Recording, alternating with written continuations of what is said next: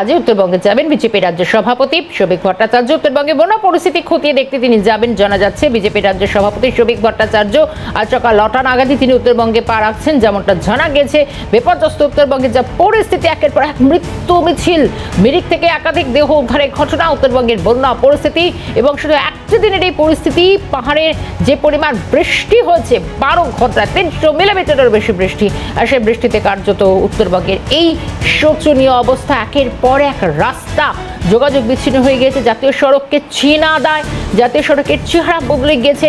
সেই ধস এতটাই ব্যাপক আকার নিয়েছে যে সেই ধসকে এত তাড়াতাড়ি দ্রুত মেরামতি করা সেটা কার্যত অসম্ভব। উত্তরবঙ্গের যে পরিস্থিতি এবং শুধু তা নয়, বিপর্যস্ত উত্তরবঙ্গের পরিস্থিতি খতিয়ে দেখতে আজই সকাল সকাল উত্তরবঙ্গে পা রাখছেন বিজেপি রাজ্য সভাপতি শোভিক ভট্টাচার্য। কি জানিয়েছেন একবার শোনাবো। বিপর্যয় কোনো মানুষের হাতে নেই, কোনো সরকারের হাতে নেই। আজ উত্তরবঙ্গের যে মর্মান্তিক দৃশ্য, যে উদ্বেগজনক দৃশ্য আজকে আমরা দেখছি সকাল থেকে,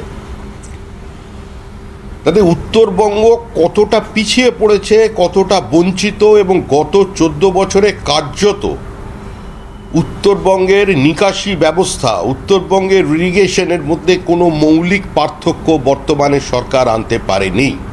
তাতে এটা পরিষ্কার যে এই সরকারের পরিচালিত বা দখল করা মিউনিসিপ্যালিটিগুলো, তারাও যে সম্পূর্ণ এতে ব্যর্থ, সেটা মানুষের সামনে পরিষ্কার।